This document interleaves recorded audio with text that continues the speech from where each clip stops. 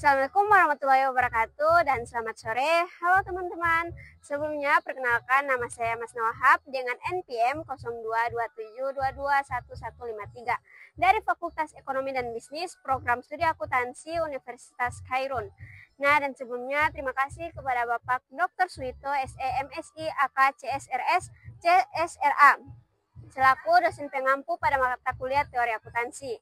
Nah, pada kesempatan kali ini saya akan membahas materi tentang New Public Management. Langsung saja saya ke pembahasannya. Nah, apa sih New Public Management itu? Nah, New Public Management atau NPM muncul pada akhir abad ke-20, khususnya pada tahun 1980-an, sebagai respon terhadap ketidakpuasan terhadap kinerja sektor publik yang dianggap kurang efisien dan efektif. NPM ini berkembang sebagai hasil dari pengaruh ekonomi pasar bebas dan manajemen yang berbasis hasil. Pada awalnya, NPM ini terinspirasi oleh prinsip-prinsip manajemen sektor swasta dengan tujuan untuk membawa cara-cara bisnis dalam administrasi publik.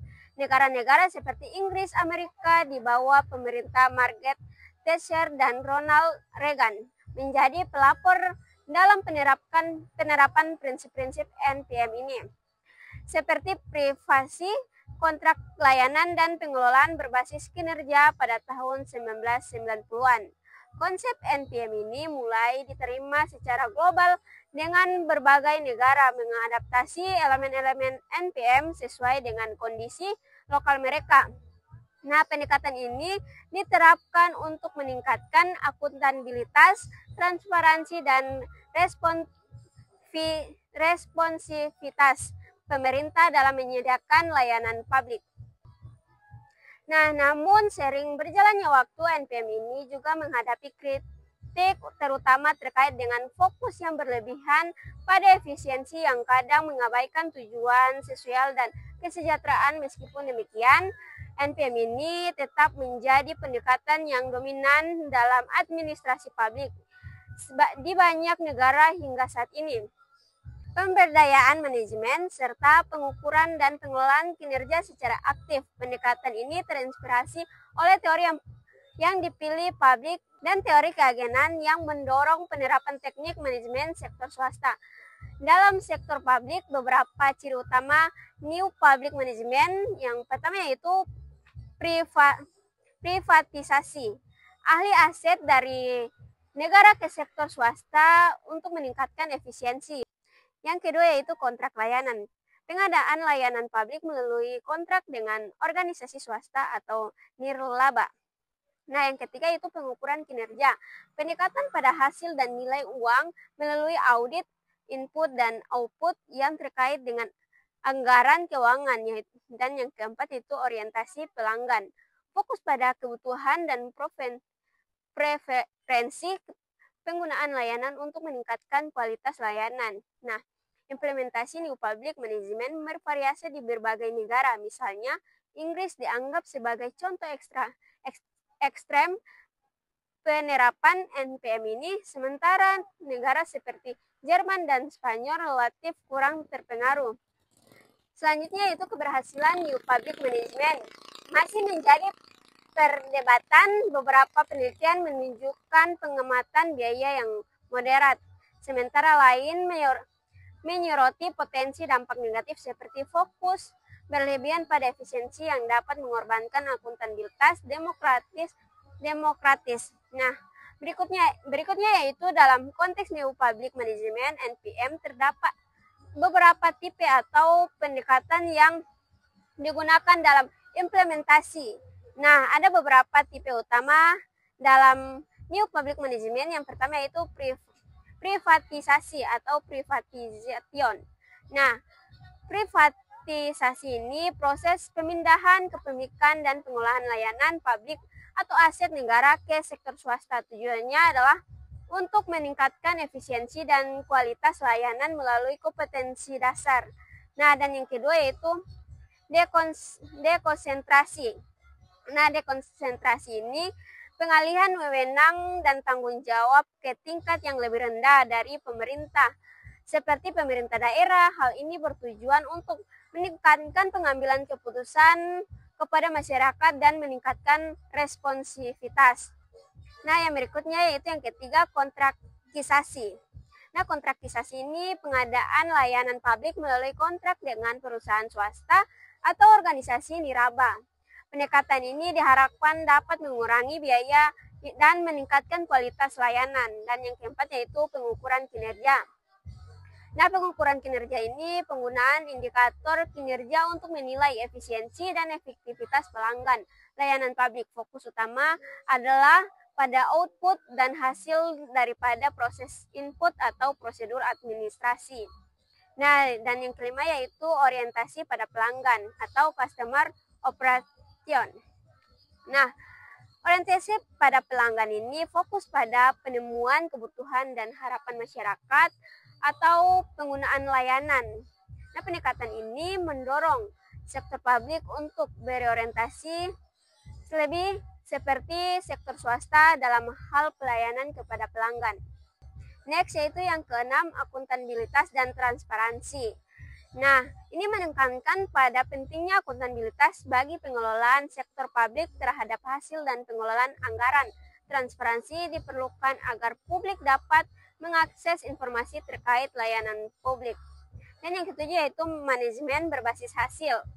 Nah, manajemen berbasis hasil ini menekankan pentingnya pencapaian tujuan yang terukur dengan memfokus sumber daya dan upaya pada hasil yang konkret dan terukur dalam pelayanan publik. Nah, berikutnya yang ke-8 yaitu penerapan teknologi informasi atau e-commerce. Nah, penggunaan teknologi untuk meningkatkan efisiensi, transparansi, dan pelayanan publik melalui digitalisasi proses administratif dan layanan. Nah, setiap tipe atau pendekatan ini dapat diterapkan secara terpisah atau digabungkan tergantung pada tujuan dan konteks lokal negara atau pemerintah yang mengimplementasikan. Dan berikutnya yaitu konsep utama dalam New Public Management atau NPM. Mencangkup pendekatan yang mengutamakan efisiensi, efektivitas, dan akuntabilitas dalam sektor publik. Dengan menggunakan prinsip-prinsip manajemen yang berasal dari sektor swasta, berikut adalah beberapa konsep utama dalam New Public Management. Yang pertama yaitu efisiensi dan pengelolaan biaya. Nah, salah satu prinsip utama New Public Management adalah meningkatkan efisiensi operasional sektor publik dengan cara mengurangi biaya dan perbaiki kualitas layanan. Pendekatan ini sering melibatkan teknik manajerial dari sektor swasta untuk mencapai tujuan tersebut, seperti pengelolaan anggaran yang ketat, pengukuran kinerja, dan evaluasi hasil. Nah, dan yang kedua yaitu akuntabilitas transparansi. Nah, New Public Management menekankan pentingnya akuntabilitas dalam pengelolaan anggaran dan hasil kinerja. Hasil ini mendorong adanya pengawasan yang lebih baik terhadap penggunaan sumber daya publik dan memastikan bahwa pemerintah bertanggung jawab atas tindakan dan keputusan yang diambil. Yang ketiga yaitu pendekatan berorientasi pelanggan atau customer orientation. Dalam New Public Management, sektor publik dipandang sebagai penyedia layanan yang harus memperhatikan kebutuhan dan harapan masyarakat atau penggunaan layanan. Pendekatan ini mendorong pelayanan publik yang lebih responsif dan fokus pada kepuasan pelanggan, mirip dengan cara sektor swasta berfokus pada kepuasan pelanggan. Nah, berikutnya yang keempat itu desentralisasi dan dekonsentralisasi. Nah, New Public Management mendorong desentralisasi dalam pengambilan keputusan untuk meningkatkan proses administrasi kepada masyarakat lokal. Hal ini juga mencangkup pengalihan tanggung jawab kepada unit-unit pemerintah yang lebih kecil seperti pemerintah daerah untuk meningkatkan efisiensi dan responsibilitas. Nah, dan yang kelima yaitu kontrak layanan dan privatisasi. Nah, pendekatan ini melibatkan pengalihan beberapa tugas dan fungsi sektor publik kepada tujuannya adalah untuk memanfaatkan keahlian dan efisiensi yang ada di sektor swasta. Nah, tujuannya adalah untuk memanfaatkan keahlian dan efisiensi yang ada di sektor swasta, mengurangi pemborosan dan meningkatkan kualitas layanan. Nah, dan yang keenam yaitu manajemen kinerja dan pengukuran. Nah, New Public Management sangat meningkatkan pengukuran kinerja sebagai cara untuk mengevaluasi efektivitas dan efisien layanan publik. Pemerintah diharapkan untuk meningkatkan indikator kinerja yang jelas dan terukur serta melakukan evaluasi terhadap hasil yang dicapai. Nah, dan yang ketujuh yaitu inovasi dan teknologi. Penerapan teknologi informasi dan inovasi dalam proses administrasi dan layanan publik adalah bagian dari upaya untuk meningkatkan efisiensi, transparansi, dan akuntabilitas layanan kepada masyarakat. Nah, dan yang ke-8 yaitu fokus pada hasil. New Public Management berfokus pada pencapaian hasil yang terukur, bukan sekedar menjalankan proses administratif. Hal ini berarti bahwa sektor publik harus memprioritaskan pencapaian tujuan yang jelas dengan pemantauan berkelanjutan terhadap hasil yang tercapai. Konsep-konsep ini bersama-sama bertujuan untuk menjadikan sektor publik lebih efisiensi, responsif, dan bertanggung jawab dalam melayani masyarakat seraya mengadopsi praktik-praktik terbaik dari manajemen sektor swasta. Nah, lanjut pada kelebihan New Public Management atau NPM. Yang pertama yaitu peningkatan efisien. Nah, New Public Management ini berfokus pada efisiensi operasional yang dapat mengurangi pemborosan dan meningkatkan penggunaan sumber daya publik dengan lebih optimal, mirip dengan praktik sektor swasta. Nah, dan yang kedua yaitu akuntabilitas yang lebih baik. Dengan pengukuran kinerja transparansi, New Public Management dapat meningkatkan akuntabilitas dalam pengelolaan anggaran dan penyediaan layanan publik. Pemerintah diharuskan untuk mempertanggungjawabkan dan penggunaan dana dan hasil yang dicapai. Nah, dan yang ketiga yaitu peningkatan kualitas layanan. New Public Management mendorong orientasi kepada pelanggan yang berarti sektor publik lebih fokus pada kebutuhan dan kepuasan masyarakat. Hal ini dapat memperbaiki kualitas layanan yang diberikan kepada publik. Yang keempat yaitu desentralisasi dan responsivitas yang lebih baik. Dengan desentralisasi, keputusan dibuat lebih dekat dengan masyarakat yang memungkinkan respon lebih cepat dan sesuai dengan kebutuhan lokal. Dan yang kelima yaitu penggunaan inovasi dan teknologi. New Public Management seringkali melibatkan penggunaan teknologi informasi untuk meningkatkan efisiensi dan stabilitas layanan sehingga meningkatkan kualitas dan kecepatan layanan publik. Yang keenam yaitu fleksibilitas dalam pengelolaan sumber daya. Nah, penerapan manajemen berbasis hasil memungkinkan pemerintah untuk lebih fleksibel dalam pengalokasian sumber daya sesuai dengan hasil yang ingin dicapai, bukan hanya mengikuti prosedur administratif. Nah, berikutnya yaitu kelemahan New Public Management atau NPM. Yang pertama yaitu fokus berlebihan pada efisiensi. Nah, salah satu kritik utama terhadap New Public Management adalah bahwa fokus yang kuat dapat pada efisiensi dan pengurangan biaya dapat mengorbankan kualitas layanan atau kepuasan publik, terutama jika diprioritaskan terlalu tinggi.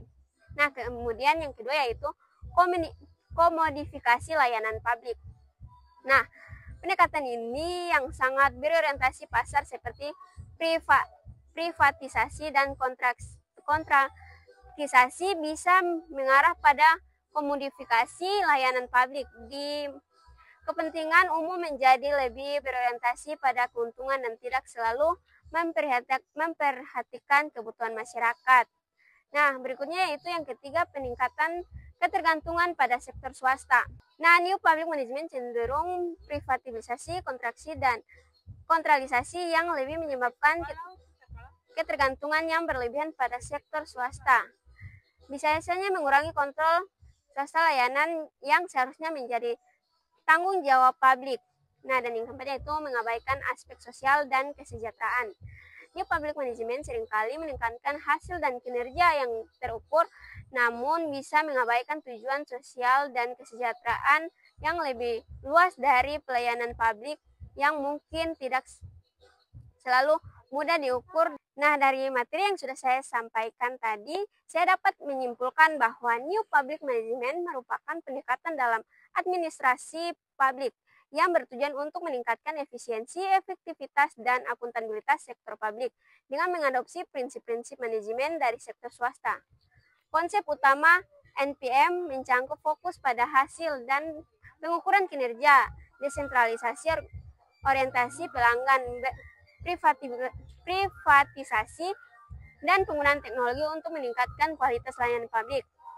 Kelebihan New Public Management meliputi peningkatan efisiensi operasional, akuntabilitas yang lebih baik, peningkatan kualitas layanan, dan desentralisasi yang pendekatan keputusan kepada masyarakat dan pemanfaatan inovasi serta teknologi. Namun, New Public Management juga memiliki kelemahan, seperti risiko fokus berlebihan pada efisiensi yang dapat mengorbankan kualitas layanan tergantung pada sektor swasta dan tantangan dalam menjaga tujuan sosial dan kesejahteraan. Nah, secara keseluruhan, New Public Management banyak keuntungan seperti peningkatan efisiensi dan responsivitas. Implementasinya memerlukan keseimbangan agar tujuan sosial dan kualitas layanan tetap terjaga. Oleh karena itu, penerapan NPM harus dilakukan dengan hati-hati dan mempertimbangkan konteks serta kebutuhan masyarakat yang dilayani.